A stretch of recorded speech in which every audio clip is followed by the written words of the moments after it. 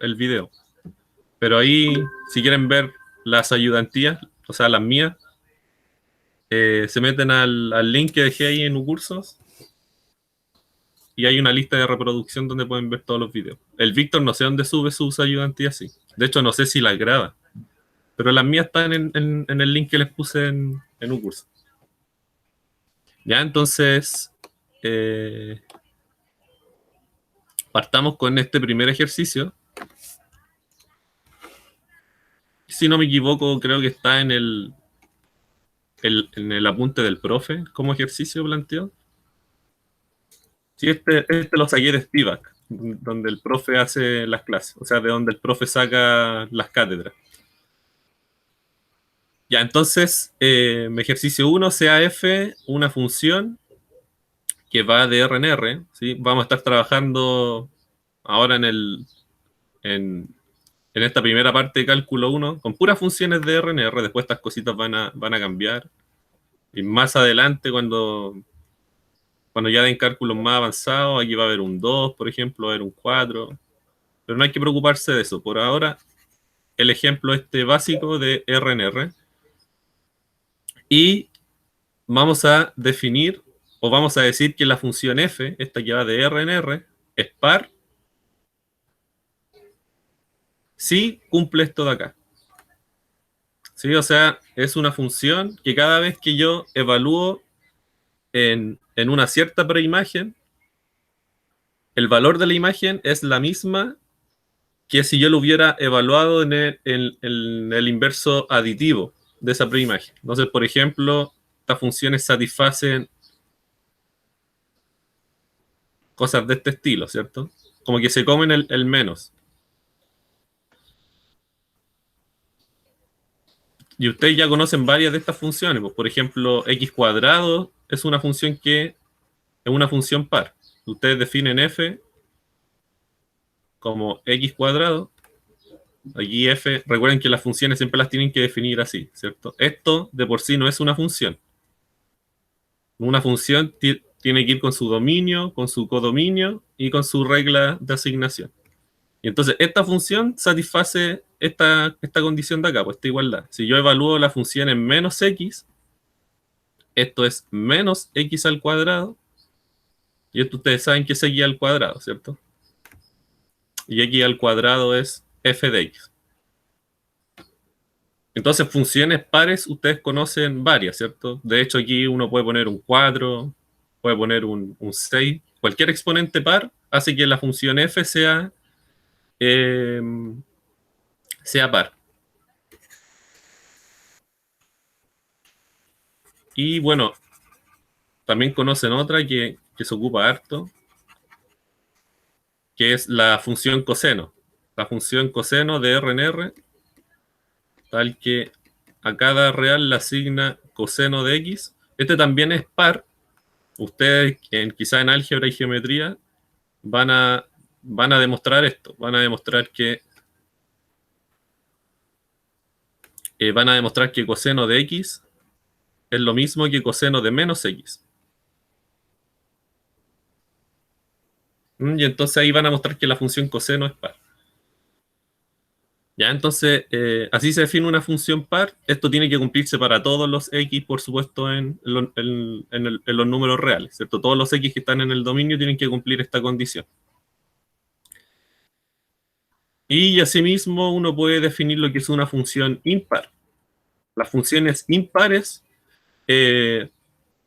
hacen todo lo contrario a lo que hacen las funciones pares. Pues en vez de comerse el menos, como que lo tiran hacia afuera, ¿cierto? Aquí está. Y funciones así también conocen varios. O sea, también, por ejemplo, voy a borrar esto. Por ejemplo, la función seno es una función impar. Eso también se supone que lo tienen que ver en álgebra y geometría.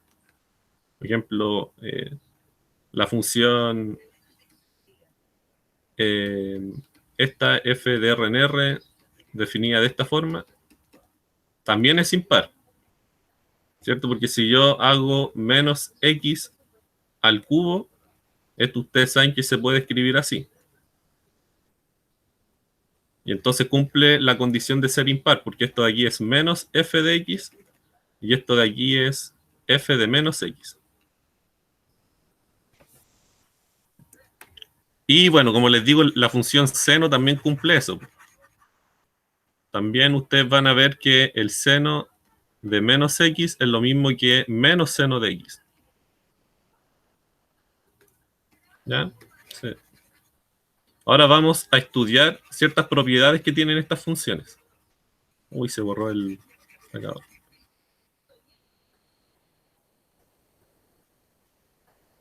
¿Ya? Entonces, la primera parte, la parte A, nos dice demuestra que la suma y diferencia de funciones pares da como resultado una función par.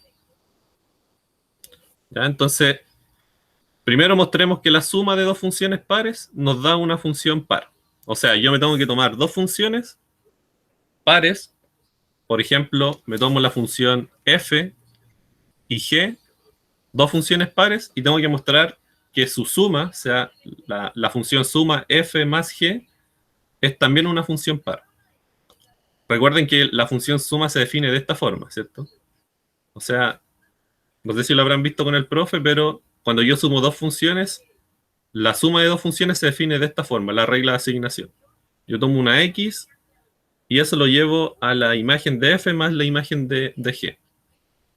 Entonces yo quiero mostrar que h es par, sabiendo que f y g son pares.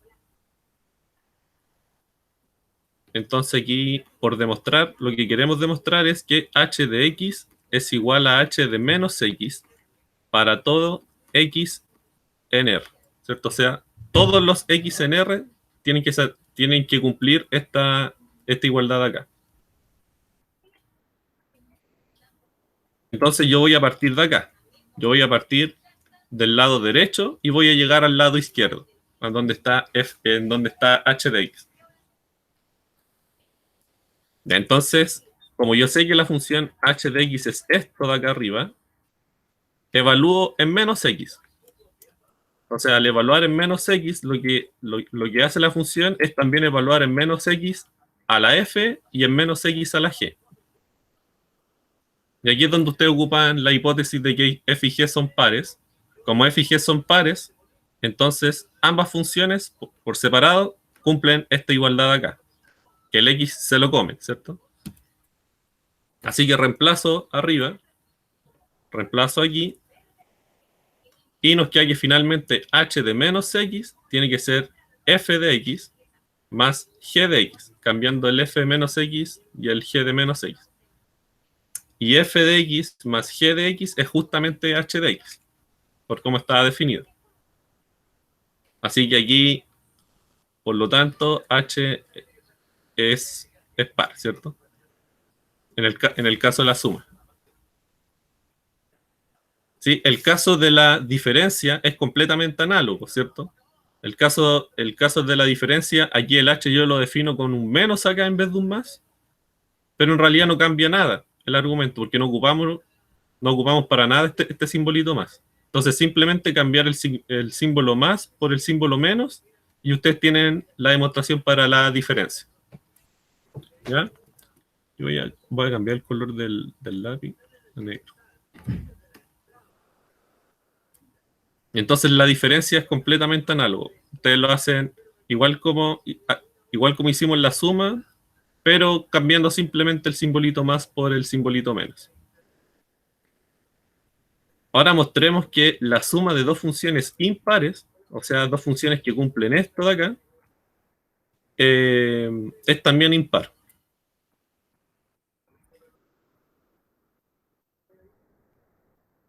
Aquí voy a hacer un poquito más de zoom.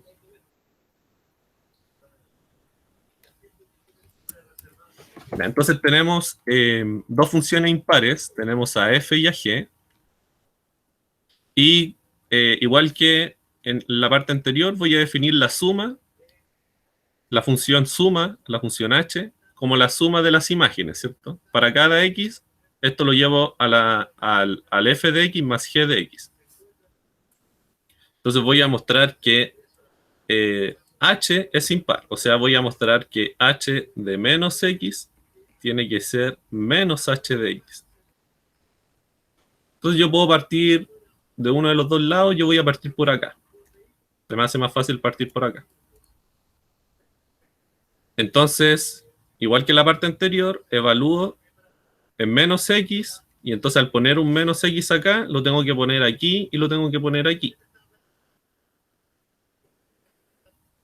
Entonces nos queda de esta forma, y nosotros sabemos que f y g son impares, por lo tanto el menos lo puedo sacar de la función, ¿sí?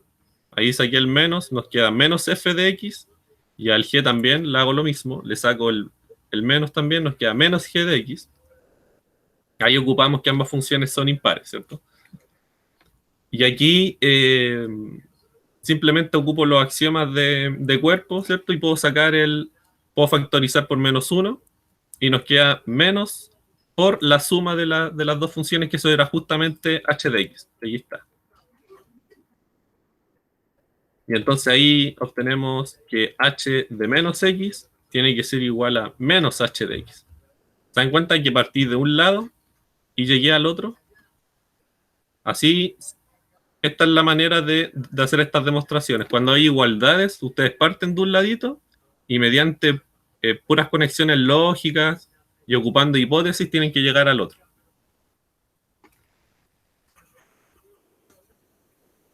Y entonces ahí tenemos que la suma de funciones impares es también una función impar. Y bueno, la diferencia aquí ya no es tan análogo al ¿cómo se llama? Acá. La parte de la diferencia de funciones pares, porque aquí en este argumento no ocupamos para nada esto, porque los simbolitos menos como que desaparecían. Acá ya es distinto. Aquí hay que tener un poquito más de cuidado. Entonces definimos la función h' como la función diferencia ahora. ¿Mm? Y entonces aquí, por demostrar que h' de menos x es igual a menos h' de x. Y ahí voy a demostrar que la resta de dos funciones impares me da otra función impar. Entonces voy a partir nuevamente de aquí y voy a llegar acá. Y aquí es cosa de ir jugando con los signos y ir ocupando la hipótesis de que f y g son impares. Entonces evalúo nuevamente. Entonces este de aquí, como f es impar, nos va a quedar menos f de x, y como g es impar, nos va a quedar menos g de x. ¿Sí? Aquí, si se fijan, eso se nos transforma en un más. Eso se puede demostrar con los axiomas de cuerpo. Eh, Háganlo, ¿cierto? O sea, demuestren, no sé si ya lo hicieron en algún momento, pero demuestren que menos x es lo mismo que x para toda x en los reales. ¿Sí? Aquí ocupamos esa parte, entonces aquí nos queda más g de x. Y aquí puedo factorizar nuevamente y me va a quedar, ¿cierto? Me queda menos h' de x. Y ahí obtenemos esto que teníamos acá. Uy.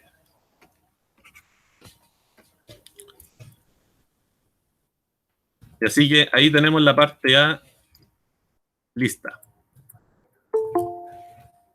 Ahí llegó alguien más. ¿Ya? Cualquier duda me van escribiendo en el chat nomás. O me hablan por el micrófono. No hay ningún problema. Ya, las partes que vienen son un poquito más complicadas. Bueno, la parte B no, la parte B se hace rapidito. Entonces, la parte B nos pide demostrar que la única función que es par e impar al mismo tiempo es la función constante cero.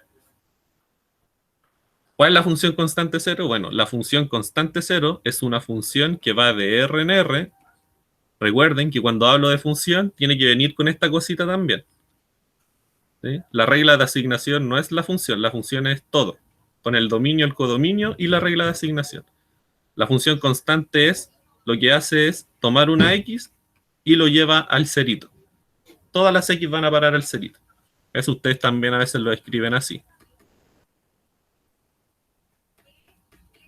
¿Cierto? Esto, bueno, yo creo que el profe ya les mencionó algo, pero esa A al revés, como así, es que todos los elementos de X, o sea, perdón, todos los números reales, esto es lo que nos dice, que todo número real, todo X real, satisface esta condición de acá. Eso es lo que quiere decir esa A al revés. ¿Ya? Entonces, todas las X van a parar al cero. Entonces, yo quiero mostrar que esta función es la única que es par e impar. No existe otra más. Entonces, lo que voy a hacer yo es darme una función, acá está, que sea par e impar. Uy. Y yo, mediante, nuevamente, conexiones lógicas y cosas ciertas, voy a llegar a que esa función tiene que ser justamente la función constante cero. Entonces, esta función, como es par e impar, tiene que cumplir estas dos igualdades simultáneamente, ¿cierto? Esta la cumple porque es par y esta la cumple porque es impar. Uy, uy. ¿Ya? Entonces, lo que uno podría hacer, bueno, yo quiero saber cómo es la regla de asignación, ¿cierto? Yo sé que ya la función va de R en R, así que esta parte ya estaría listita al tiro, pero yo quiero mostrar esto, me faltaría mostrar eso. Aquí, por demostrar esto, ¿cierto? Por demostrar que la función f satisface esto de acá. Eh, y bueno, aquí el reflejo natural que uno tendría es igualar, ¿cierto? Yo sé que estas dos son iguales, por lo tanto, las otras dos cositas que están al lado izquierdo también tienen que ser iguales. Entonces, ustedes igualan acá y les quedaría esto, y aquí uno ya puede ver ya que f de x tiene que ser 0, ¿cierto? Y ojo que esto es para todo x porque es para todo x en los reales, porque estas dos igualdades se cumplían para todos los x en los reales. Eso es también importante. Esto era para toda x en los reales. Entonces a ustedes les queda que dos veces f de x tiene que ser 0. ¿Mm? Y como estamos trabajando en el cuerpo de los números reales, no queda otra que f de x tenga que ser 0 para todo, para toda x en R. ¿Sí? Porque la única forma que este producto sea 0 en los reales es que f de x sea 0 para toda x.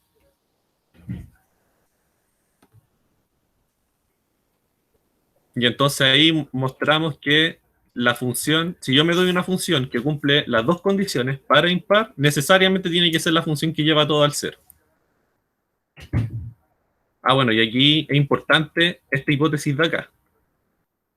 ¿Sí? Porque ustedes van a ver más adelante, aquí lo puse, ustedes van a ver más adelante, bueno, no sé, creo que ahora en álgebra y geometría, que hay espacios en donde la ecuación, esta ecuación, no tiene como única solución al 0. O sea, pueden haber más soluciones. Aquí X podría valer otra cosa. No estoy hablando dentro de los números reales, estoy hablando en otros espacios más raros. Entonces, por ejemplo, hay cierto espacio en donde si yo pongo X igual a 2, esa igualdad se sigue cumpliendo. ¿Ya? Pero en los números reales nosotros sabemos que estas cosas se comportan mejor, ¿cierto? Aquí X igual 0 nomás, es la única solución. Así que la hipótesis de que f de x pertenece a R es importante acá. Y ahí, listo. F de x tiene que ser igual a 0 para toda x en los reales. Entonces, si ustedes encuentran una función que es par y que es impar, no queda más que sea la función que lleve todo al 0. No hay otra.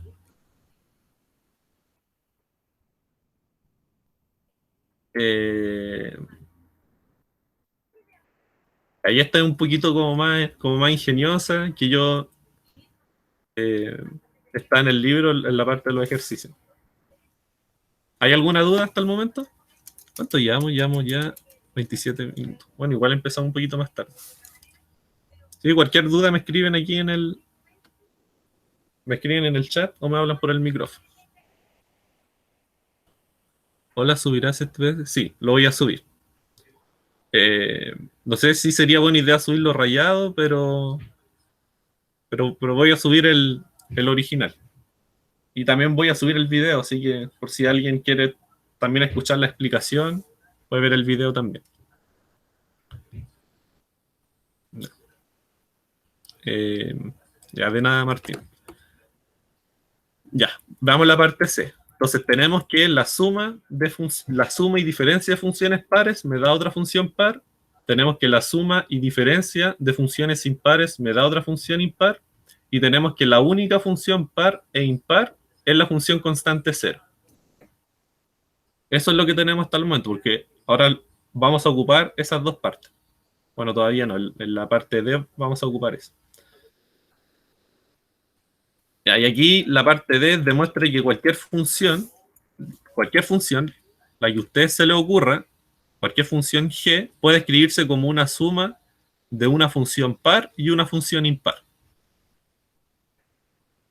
O sea, ustedes toman la función más fea que conocen y yo siempre la voy a poder escribir como una función par más una función impar. Es como medio, es como medio mágico, ¿cierto? Es como esa cosa de que los enteros siempre se pueden descomponer como como un producto único de primos. Acá las funciones cumplen algo parecido, de que las funciones siempre se pueden escribir, siempre se pueden descomponer en una parte impar y en una parte par. Y después vamos a ver un poquito más adelante que esta descomposición es única. O sea, cada función tiene su propia descomposición. O sea, si yo tomo una función, yo no puedo encontrar dos descomposiciones distintas en una función par y en una función impar. Existe solamente una. Igual que los primos, pues los primos, perdón, los enteros se pueden descomponer de una forma única en producto de primos. Eso también lo van a demostrar en álgebra. Ya, y aquí, bueno, ¿cómo se me ocurre encontrar una función? O sea, tengo una función, no tengo casi nada de información, ¿cierto? ¿De dónde saco una función par e impar? Y bueno, uno se da cuenta de que si pone un argumento menos, eh, acá uno puede ir jugando con los signos dentro del argumento de la función. De modo que cuando uno evalúe no sé, pues en G perdón. De modo que cuando uno intente demostrar esta parte de aquí, ¿cómo era? Era esta parte de aquí, ese simbolito menos que yo le pongo dentro de la función, se me elimine y me quede como la X normalita. Entonces uno tiene que ir jugando con eso. Eh,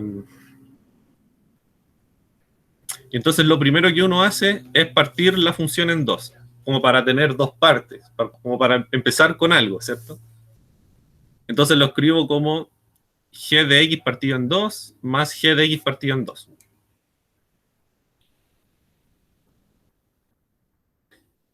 Y bueno, en principio esta descomposición no nos sirve, ¿cierto? Porque g de x partido en 2 no sabemos si es par y g de x partido en 2 no sabemos si es impar, porque no sabemos nada de g, sabemos solamente que es función, nada más. Entonces tenemos que construirnos una función par y una función impar a partir de lo que tenemos, ¿no? Entonces yo voy a hacer aparecer un término sumando cero. Esto de aquí, estamos en los reales, el cero no hace nada. Eh, Cuando estoy sumando, ¿cierto? No hace nada. Y entonces ese cerito lo voy a transformar en eso. De ahí.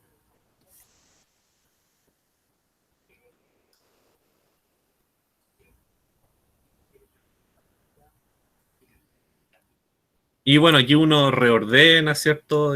Conmutación, o sea, ocupando la conmutatividad de la suma, etcétera, etcétera, etcétera, uno puede llegar a esta igualdad acá abajito. Y esto sí es una descomposición en función par e impar. O sea, yo afirmo que esta función de aquí es par y esta función de aquí es impar. ¿Sí? Y aquí, bueno, aquí le puse el menos x para aprovecharme de lo que les dije hace un ratito. Cuando yo evalúe en menos x acá, evalúe en menos x ahí, me va a aparecer la x de nuevo.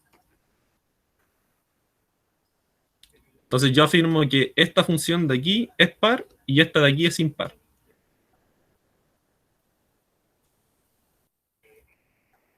Y bueno, habría que mostrar lo que hay que mostrar. Entonces aquí, por demostrar que p de x es igual a p de menos x, y tenemos que demostrar también que y de menos x, perdón, um, y de menos x es igual a menos y de x. Bueno, por cierto, a esta parte de aquí le llamé p, ¿cierto? Y a esta parte de aquí le llamé i, por par o impar, simplemente por eso. ¿Ya? Entonces, aquí están definidas y yo quiero mostrar que esta p de x es par y que esta i de x es impar. Y van a ver que sale bien simple. Entonces, primero voy a hacer esta acá, voy a partir por la parte que tiene menos x y voy a desarrollar y voy a llegar a que esto es p de x. Entonces, tomo p de menos x, evalúo en lo que definí, entonces me quedaría g de menos x, ¿cierto? Lo pongo acá, y g de menos x, ¿cierto? Y ahí me estoy aprovechando, ¿cierto? De ese menos que puse dentro de la función g, porque yo sé que al poner otro menos me va a volver a una x solita. Y entonces este me queda con menos x, pero este me va a quedar nuevamente con la x, así que voy a recuperar p. Y ahí me queda finalmente que p de x es igual a p de menos x es igual a p de x. Así que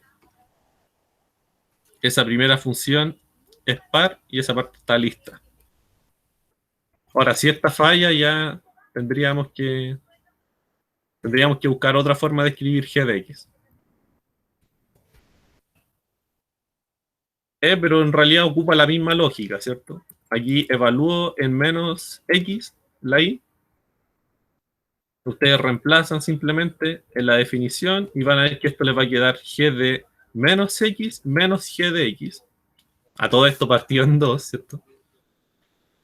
Eh, Pueden sacar un menos porque yo necesito este menos afuera, así que ustedes pueden pensar al tiro en factorizar por un menos, y ahí lo hacen aparecer, y la otra parte, lo que queda multiplicado, es justamente i de x.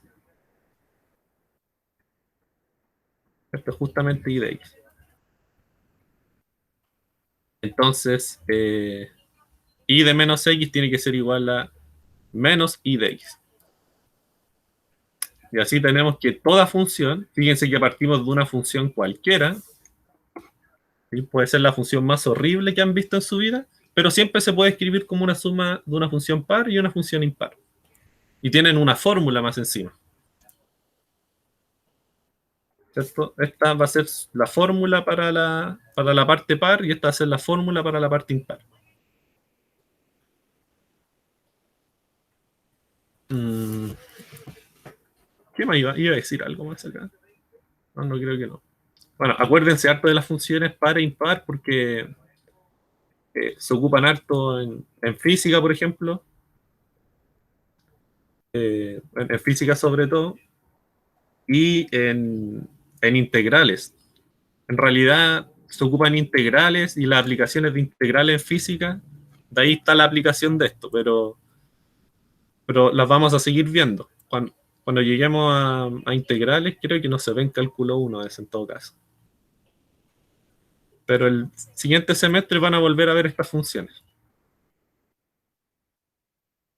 Aquí está lo que les decía yo, de que esta descomposición es única. O sea, si yo tengo una función g, yo sé que se puede descomponer en una parte par y en una parte impar. Pero yo podré encontrar otra descomposición en par e impar. O sea, si yo hago otra cosa acá, ¿yo puedo hacer otra cosa en este desarrollo de modo de encontrar otra descomposición en par e impar? Y la respuesta es que no. Si yo me doy dos descomposiciones, o sea, me doy la descomposición que existe por la parte anterior y me doy otra descomposición. Entonces me estoy dando esta descomposición, vamos aquí a destacar, me estoy dando esa descomposición y me estoy dando esta otra descomposición. ¿Sí? Me estoy dando dos descomposiciones de G en parte par y en parte impar, y voy a demostrar que realmente son la misma descomposición. Y ahí voy a demostrar que la descomposición es única. ¿Sí? Cuando ustedes tengan que mostrar unicidad, es siempre bueno eso. O sea, si ustedes quieren mostrar que una propiedad es única, lo que ustedes tienen que hacer es darse otra propiedad y mostrar que son iguales. Y al mostrar que son iguales, ustedes van a mostrar que la propiedad es única. Y eso es justamente lo que vamos a hacer acá. Yo voy a suponer que hay una descomposición y voy a suponer que hay otra descomposición. Y voy a demostrar que son iguales. Ya, entonces, yo sé que como son dos descomposiciones de una misma función, tiene que cumplirse que P de X más I de X tenga que ser igual a P' de X más I' de X. ¿Cierto? Porque G de X es igual a G de X, simplemente. Reordenando, ¿cierto? Operando con inversos aditivos, etcétera, etcétera, obtienen eso de ahí. Y aquí es donde ocupamos la parte A y la parte B. ¿Sí? Nosotros sabemos que I de X e I' de X son impares. Por lo tanto, su diferencia también tiene que ser impar. Así que esta parte de aquí es impar. ¿Mm? Pero también sabemos que la diferencia de sumas de, perdón, la diferencia de sumas, la diferencia de funciones pares es también una función par. Así que esta parte de aquí también es par.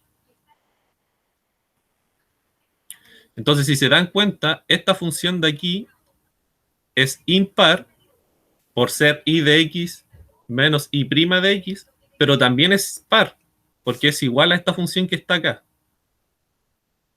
¿Cierto? Si yo tengo que el lado derecho es par, lo del lado izquierdo obviamente tiene que ser par también, porque esa es la igualdad, ¿cierto? Entonces, tenemos que I de X menos I' de X es impar por ser diferencia de funciones impar, y también es par por ser también diferencia de funciones pares. Entonces, lo que tienen aquí es que I de X menos I' de X es impar y par. Pero por la parte que mostramos hace un ratito, la única función que es impar y par al mismo tiempo es la función constante 0. Así que se tiene que cumplir que esto necesariamente tenga que ser 0. Aquí está esa parte de ahí. Y un argumento análogo para P' de X menos P de X. P' de X menos P de X es par por ser diferencia de funciones pares, pero también es impar porque es igual a una diferencia de funciones impares. Nuevamente, la única función que es par e impar al mismo tiempo es la función constante 0. Así que necesariamente tiene que ser igual todo eso a 0, y ustedes finalmente obtienen que P de X tiene que ser igual a P' de X, I de X tiene que ser igual a I' de X. Por lo tanto, esta descomposición es única. Tienen que ser igual componente a componente.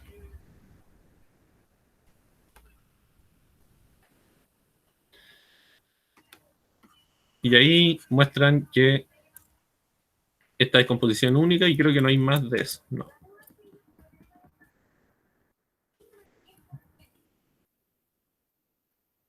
¿Hay alguna duda con la pregunta 1? Quizá avancé muy rápido. Uy, ¿qué hice?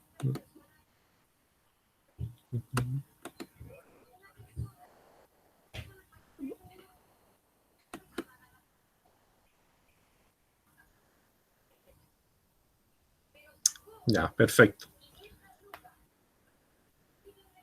Ya, bien, si no hay comentario, entonces asumo que quedó claro.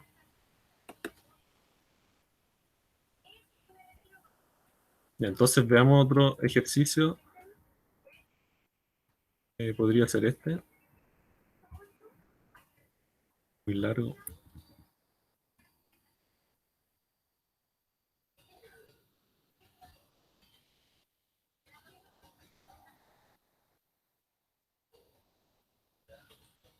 Ya, veamos este de acá.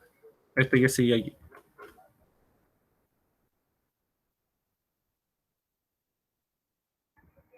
Ya, demuestre que para todo X e Y, números reales positivos mayores a cero, ¿cierto? Números que son mayores estrictos a cero, se satisfacen esta desigualdad acá.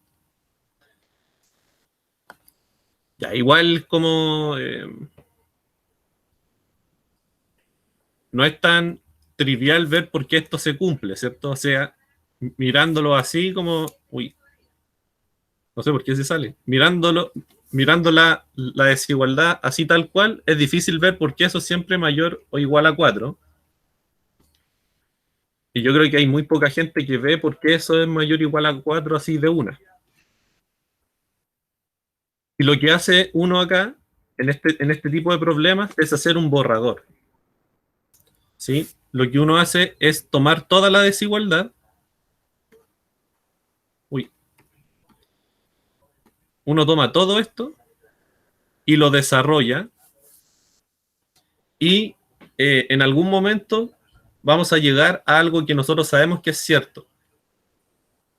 Entonces, a lo que me refiero yo es que uno hace un borrador, en el fondo uno parte de lo que quiere demostrar, así que esto no es parte de la demostración, por supuesto, uno lo que está haciendo aquí es trampa, simplemente. Entonces yo desarrollo la parte izquierda, por ejemplo,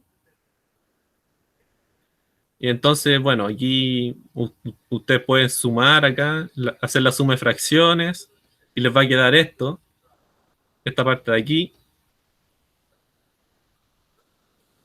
y entonces esa X por Y, ustedes la pueden pasar multiplicando hacia la derecha.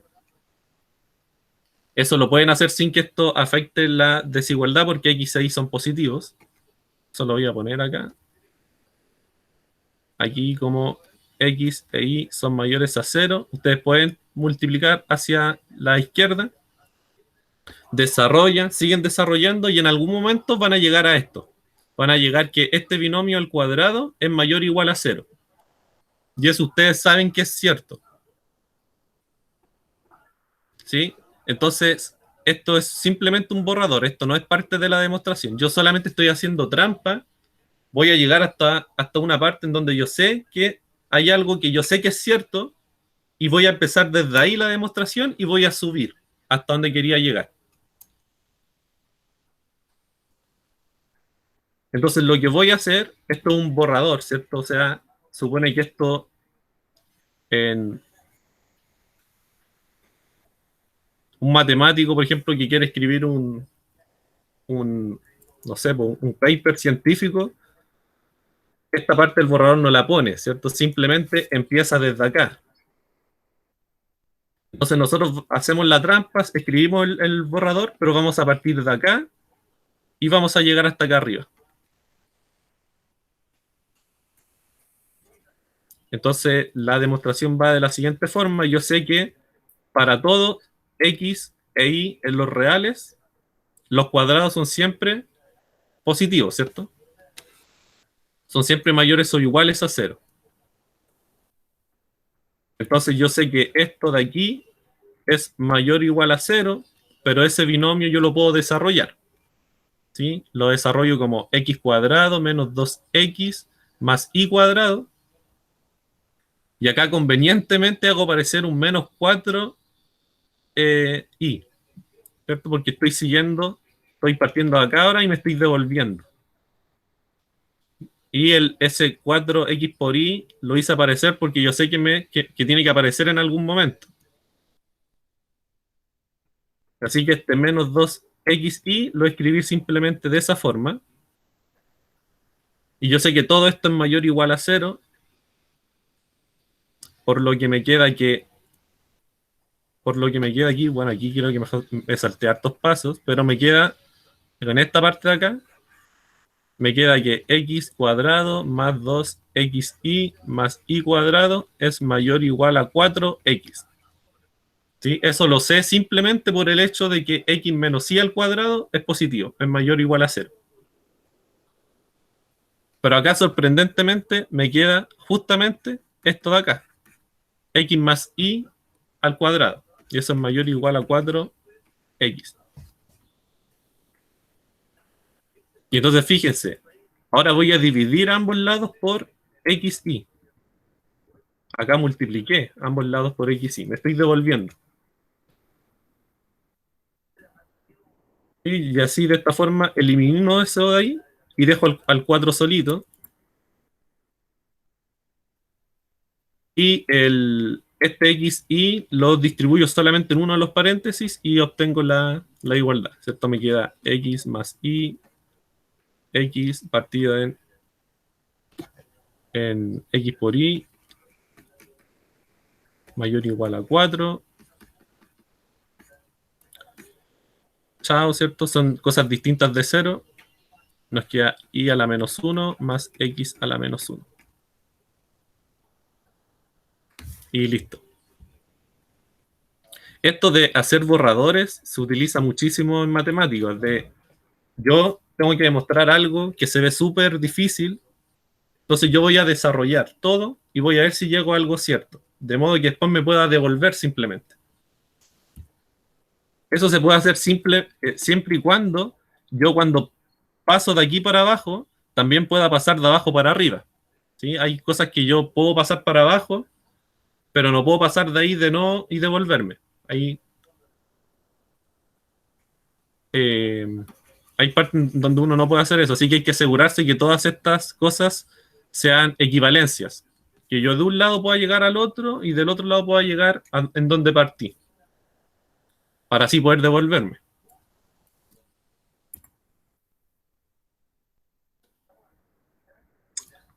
Y entonces así uno demuestra esa desigualdad.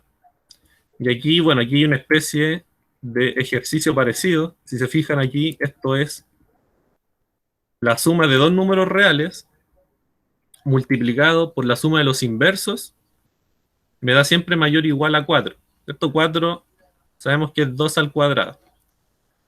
Entonces uno puede demostrar, de una forma parecida a lo que hice yo, que la suma de tres números reales multiplicado por la suma de sus inversos me da mayor o igual a 9, que es 3 al cuadrado. Entonces uno podría conjeturar que no sé, pues ven que x más y más z más w multiplicado por x a la menos 1, y a la menos 1, z a la menos 1, a menos 1, es mayor o igual a 4 al cuadrado. Y más en general, uno podría pensar en la suma de n números reales multiplicado por la suma de los inversos.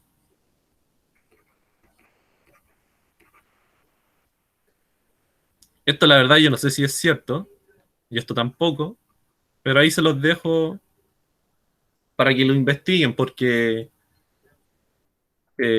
si se cumple esto con 2 sumandos, si se cumple esto con 3 sumandos, uno podría ya pensar que esto podría cumplirse para 4. Si ya se cumple para 4, uno ya podría sospechar que se cumple para todo natural. ¿Mm? Entonces ahí ustedes ven, yo intenté desarrollarlo el otro día, pero no puede llegar aquí a mayor o igual a n cuadrado. Pero ahí si hay alguien que lo puede hacer.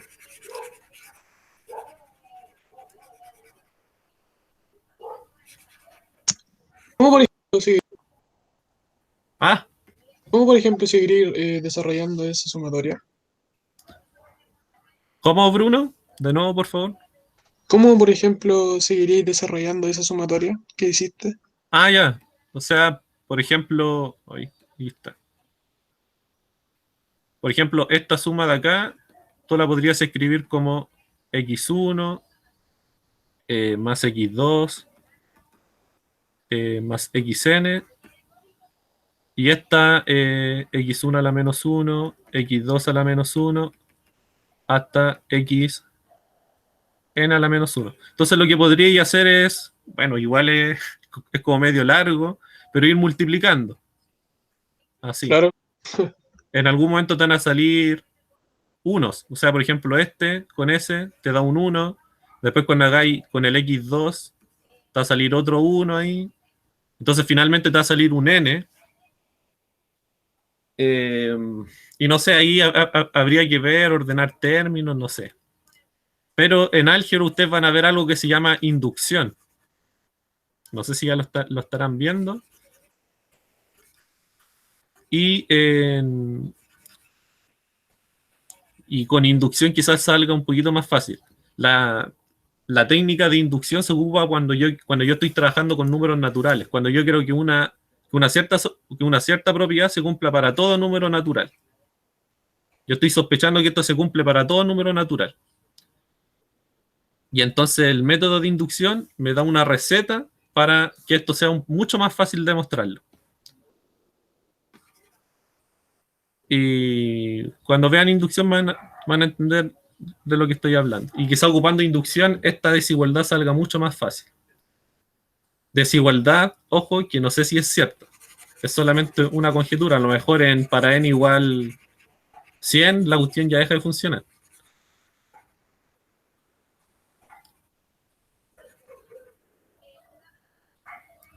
A ver, ¿cuál más? Podríamos ver uno más facilito. Igual, igual no ha estado tan difícil en los otros tampoco.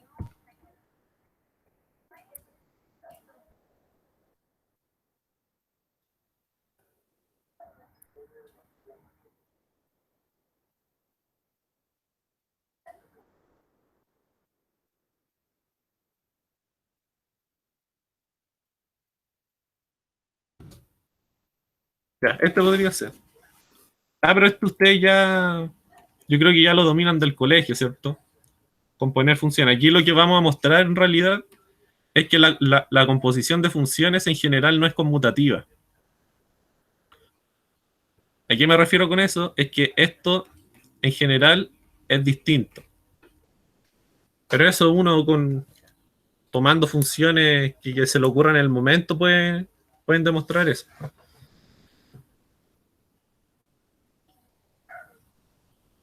Eh, entonces recuerden cómo se define la composición de funciones. Entonces yo tengo G que va de R en R y tengo F que va de R en R. Entonces, bueno, aquí esto lo que hace toma X, lo lleva a G de X y F lo que hace toma X y lo lleva a F de X. Entonces lo que hace la composición de funciones es también ser una función de R en R.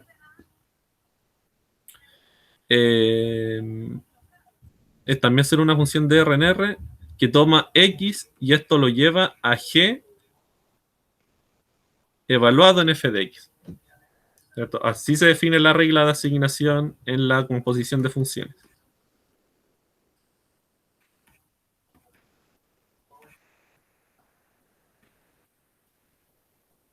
¿Sí? Aquí, por supuesto, para que esto tenga sentido, esta parte de aquí tenga sentido, el dominio de G tiene que contener a la imagen de F, ¿cierto? Aquí voy con eso, irlo acá. Entonces, para que esto tenga sentido,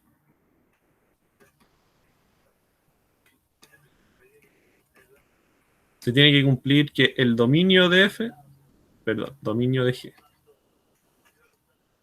El dominio de G tiene que contener a la imagen del dominio de F, ¿cierto? Aquí el dominio de F y el dominio de G son los números reales, ¿cierto? Entonces aquí en realidad lo que quiero es que F de R, la imagen de F, o sea, todos los F de X estén también en R. Pero en este caso es obvio, ¿cierto? Todo está contenido en R. Así que en estos casos que son como de juguete, entre comillas, no hay que comprobar esto, pero en general ustedes tienen que comprobar esto, o sea, tienen que comprobar que la imagen de F, o sea, cuando yo evalúo F en cualquier punto del dominio, eso siempre me da alguien en el dominio de G, para que esto tenga sentido, ¿cierto? Para que yo pueda meter en las preimágenes de G F de X. ¿Se entiende? Pero en estos casos, cuando la función va de R en R, no es necesario comprobar nada, porque en realidad todo está contenido en R.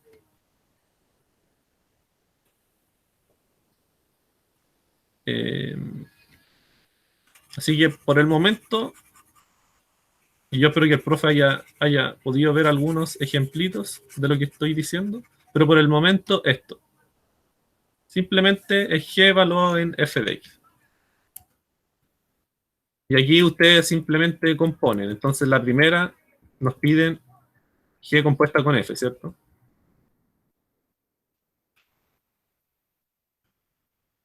Ya, entonces G compuesta con F, esto es G evaluado en F de X, ¿cierto? Esa es la definición de la composición. Y entonces toman la función G, que es esta de acá, que es T más 1.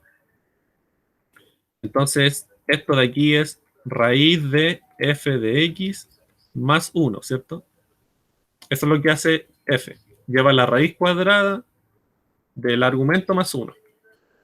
Pero F de X ustedes la conocen, X cuadrado menos 1, reemplazan X cuadrado menos 1 más 1, les queda X cuadrado, y aquí no se equivoque, valor absoluto de X, ¿cierto?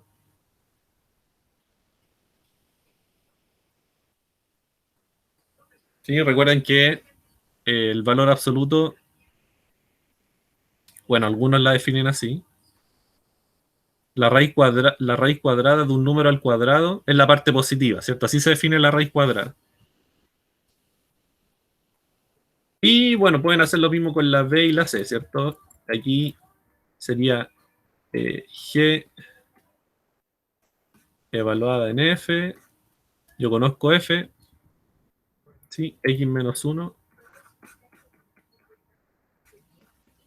X más 1.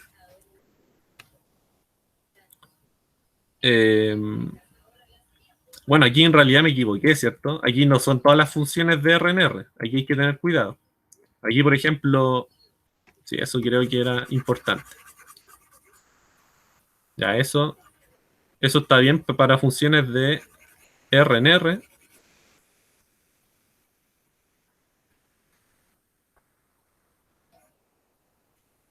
Ya ahí. Por ejemplo, el dominio de G, ustedes saben que son las X en R que cumplen que lo de adentro es positivo, mayor o igual a 0, perdón. ¿Cierto? Entonces, en el fondo, el dominio de G es el intervalo menos 1 hasta infinito. Así que ahí sí que hay que tener cuidado con el tema de la composición, a ver si está bien definida. F no tiene problema, así que es de R en R. Pero esta F de acá sí que tiene problema. Aquí en esta de aquí, el dominio son las X en R, tales que X más 1 es distinto de 0. Así que estas son las X distintas de menos 1, ¿cierto? A R le quito el menos 1.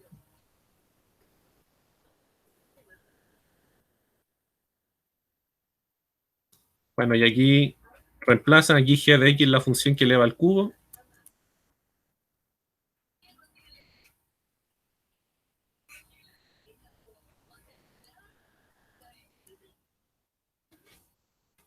Y acá hacen lo mismo, ¿cierto? Aquí les va a quedar finalmente esto de acá, pero aquí la estoy componiéndolas al revés. Si se dan cuenta, son las funciones cambiadas.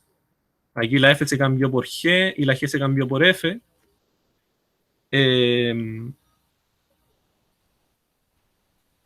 Y la composición, si se dan cuenta, nos queda otra cosa muy distinta. Nos queda x al cubo menos 1 partido en x al cubo más 1.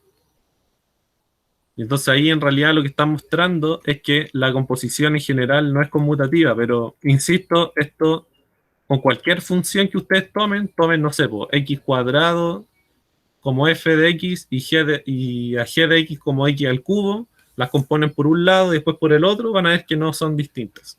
En general no son distintas. En general son distintas.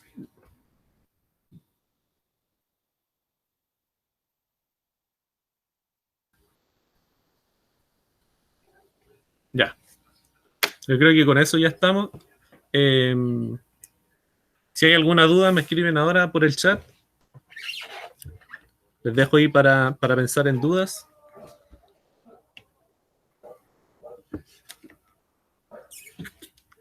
Si quieren que lleve algún ejercicio mañana para la ayudantía, algún ejercicio específico.